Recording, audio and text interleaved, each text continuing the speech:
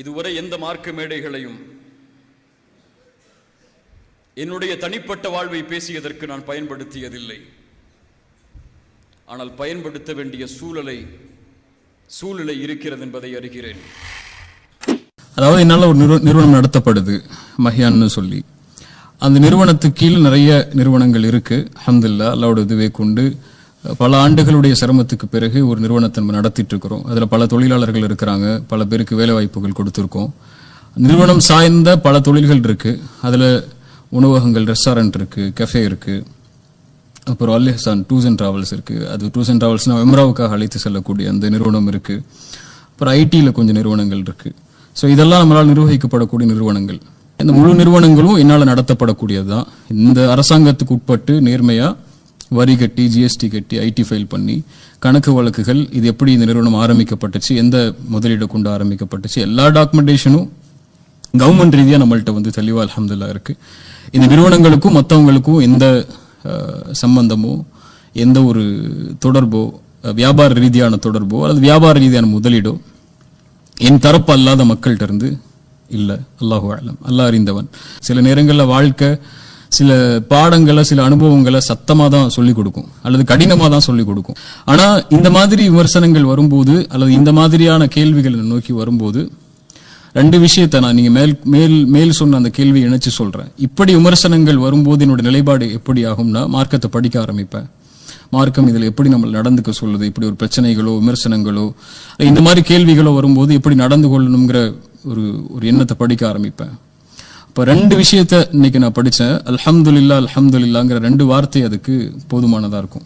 ஒரு அல்ஹம்துலில்லாஹ் எதுக்குன்னா, அபூ தர்தா ரலியல்லாஹு அன்ஹு ரசூலுல்லாஹி ஸல்லல்லாஹு அலைஹி வஸல்லம் உடைய தோழர், அவர்கிட்ட கேட்பாங்க, அபூ தர்தா, மக்கள் சில நேரம் நான் அவங்கள்ட்ட நடக்கும்போது இலைகளில் நடக்கிற மாதிரி இருக்கு எனக்கு, சில நேரம் மக்கள்கிட்ட நடக்கும்போது முள் மேல நடக்கிற மாதிரி இருக்கு. ரெண்டு காலத்தையும் நான் சந்திக்கிறேன். சில நேரம் அவங்க அநீதமா நடந்துக்கிறாங்க, நானும் அநீதமா நடந்துடுறேன். அல்லது அநீதமா நடக்காம விட்டாலும் அவங்க என்னை விட போறது இல்லை, விட மாட்டேங்கிறாங்க. எப்போதுமே என்ன தொந்தரவு கொடுத்துக்கிட்டே இருக்கிறாங்க.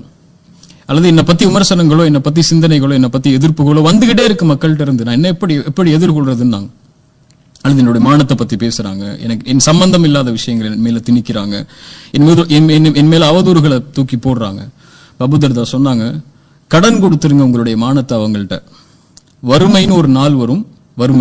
வறுமைன்னா தெரியுது இல்ல, பஞ்சம், பட்டினி, வறுமை, இப்படி ஒரு நாள் உனக்கு வரும். அந்த நாள்ல அந்த கடன் உனக்கு திருப்பி வரும். நாங்க ரசூலுல்லாஹி ஸல்லல்லாஹு அலைஹி வஸல்லம் கேட்டாங்க, ரசூலுல்லாஹ் கேட்டாங்க சஹாபாக்களை பார்த்து, மனில் முஃப்லிஸ், பரம ஏழை யாருன்னு சொல்லி. பரம ஏழைன்னு கேட்கும்போது சஹாபாக்கள் சொன்னாங்க, யார சொல்ல, யாருக்கு காசு இல்லையோ, வசதி இல்லையோ, பணம் இல்லையோ, ட்ரெஸ் இல்லையோ, இந்த மாதிரி பரம ஏழைன்னு ரசூலுல்லாஹி ஸல்லல்லாஹு அலைஹி வஸல்லம் சொன்னாங்க. பரம ஏழை அவ இல்லை, நாளைக்கு மறுமையில தொழுகையோட வருவான், ஜக்காத்தோட வருவான், நோன்போட வருவான், ஹஜ்ஜோட வருவான், பெரிய பெரிய வணக்க வழிபாடுகளோட வருவான். ஆனா அவனுடைய வணக்க வழிபாடுகள் எல்லாம் தூசியா பறக்க விடப்பட்டு, இவர்களுடைய பாவங்கள் எல்லாம் அவனுக்கு கொடுக்கப்பட்டு, அதன் காரணமா சொர்க்கத்துக்கு தகுதியா வந்த நபர் நரகத்துக்கு தூக்கி எறியப்படுவார். அவர் தான் பரம ஏழைன்னு சொன்னாங்க. என்ன அர்த்தம்? அவர் யார்? இவரை பத்தி அவர் பேசியிருப்பார், அதனால அவர் நன்மை அவருக்கு கொடுக்கப்படும். அல்லது இவருடைய மானத்தை பத்தி பேசியிருப்பார், நன்மை அவருக்கு கொடுக்கப்படும். இப்படி அவர் நன்மைகளை சம்பாதிச்சு சொர்க்கத்துக்கு தகுதியா இருந்தவர் நரகத்துக்கு தூக்கி போடப்படுவார்னு சொன்னாங்க. ரெண்டு அல்ஹம்துலில்லாஹ். ஒன்னு அல்ஹம்துலில்லாஹ், அல்லாஹ் நம்மள ரசூலுல்லாஹி ஸல்லல்லாஹு அலைஹி வஸல்லம் சந்தித்த அதே சோதனைகளை, அதே விமர்சனங்களை, அதே அவர்கள் மீது இல்லாத பழி சொல்ல போடும்போது அவர்கள் எப்படி எதிர்கொண்டாங்களோ, எப்படி ஆயிஷா ரலியல்லாஹு அன்ஹா எதிர்கொண்டாங்களோ, எப்படி அலி இப்னு அபி தாலிப் எதிர்கொண்டாங்களோ, இப்படி மானம் சம்பந்தப்பட்ட விஷயத்துல அல்லது அவங்களுடைய கண்ணியம் சம்பந்தப்பட்ட விஷயத்துல அவங்களுக்கு தகுதி இல்லாத ஒரு அவதூறு அவர்கள் மேல போடப்படும் போது எப்படி அவங்க எதிர்கொண்டாங்களோ, அப்படி எதிர்கொள்ளக்கூடிய நிலைமையில அல்லாஹ் அந்த சோதனையை கடக்கக்கூடிய நிலைமையில அல்லாஹ் நம்மளே வச்சிருக்கிறதுக்கு அல்ஹம்துலில்லாஹ். ஆமா, அது பெரிய அல்ஹம்துலில்லாஹ்ல. அப்படி ஒரு சோதனையை சந்திக்கிறதுக்கு அல்லாஹ் வாய்ப்பு கொடுக்கறான்ல. அப்படி ஒரு சோதனையில வரும்போது, உன் கண்ணியத்துக்கு இழுக்கு வரும்போது நீ எப்படி கண்ணியமா நடந்து கொள்றன்னு தான் ரசூலுல்லாஹ் கற்றுக் கொடுத்தாங்க.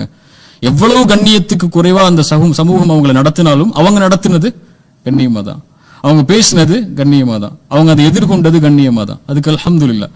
ரெண்டாவது அல்ஹம்துலில்லாஹ், அவர்கள் நம்மளை பத்தி அவர்கள் அறியாத விஷயத்தை பேசுறதுனால அவர்களுடைய நன்மைகளுடைய கதவு திறக்கப்பட்டு நம்மள்ட்ட கொட்டிக்கிட்டே இருக்கு.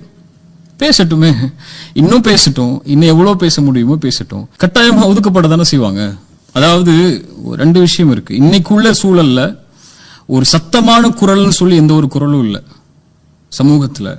நம்ம தலைமுறையில ஒரு 5 வருஷம் அல்லது 10 வருஷம் முன்னாடி இருந்த சத்தமான குரல்கள் எல்லாமே விமர்சனங்களாலேயே அல்லது அவர்கள் மேல போடப்பட்ட பழிகளாலேயே ஒழிக்கப்பட்டுடுச்சு. அந்த பழிகளும் அந்த இழுசொல்களும் யாரால போடப்பட்டுச்சு? எதிர்த்தரப்புல இருக்கக்கூடிய மக்களால் அல்ல, நம்ம மக்களாலே போடப்பட்ட அவதூறுகளால, நம்ம மக்களே அவர்கள் மேல சொன்ன பழிச்சொல்களால, அவங்க செஞ்ச பாவங்கள், சில பாவங்கள் எடுத்துக்கொண்டு அவங்கள விமர்சிச்சதுனால அவங்களுடைய குரல் இன்னைக்கு இல்ல. சமூகத்துக்காக குரல் கொடுக்கக்கூடிய மனிதர்கள் அவங்க தவறு செய்வாங்க, யாருமே தவறு செய்யாதவங்க இல்ல. தவறு செய்தால் அவர்களை அழைத்து அந்த தவறுக்கு வழிகாட்ட வேண்டிய சமூகம் அவர்களை ஒதுக்கி வைக்கிறதுக்கும் விமர்சனம் செய்யறதுக்கு மட்டும்தான் முன்னாடி இருக்கு. இப்படிதானே? யாரும் வழிகாட்ட முன்னாடி இல்லையே. இப்போ நானே ஒரு தவறு செய்யறேன்னு வச்சுக்கோங்களேன், எனக்கு என்ன வயது இருக்கும், 30 இருக்குமா, 31 அந்த மாதிரி இருக்குமா, 30-31 வயதுல இருக்கக்கூடிய நானே ஒரு தவறு செய்யறேன்னா, அனுபவம் இல்லாத மார்க்கத்தை படித்து கொண்டிருக்கக்கூடிய அல்லது சமூக மக்களோட அதிகமா பழகாத என் மாதிரி மக்கள் தவறுகள் செய்யப்படும் போது கூட அது விமர்சனமா தான் திரும்பி வருதே தவிர வழிகாட்டல எனக்கு திரும்பி வரல. அப்ப என்னுடைய பாதையில இன்னொருவர் நாளைக்கு ஒருவர் பயணித்தாலும் அல்லது என்னுடைய பாதையில யாரொருவர் சமூகத்துக்காக பயணித்தாலும் இப்படித்தான் சமூகம் விமர்சனங்களை கொண்டு மட்டுமே அவர் அழிக்கணும்னு நினைச்சதுன்னா அது எங்க கொண்டு போய் நிப்பாட்டும்? இப்ப யாரு வருவா இந்த சமூகத்துக்காக குரல் கொடுக்க? யார் வருவா இந்த சமூகத்துக்கு வழிகாட்ட?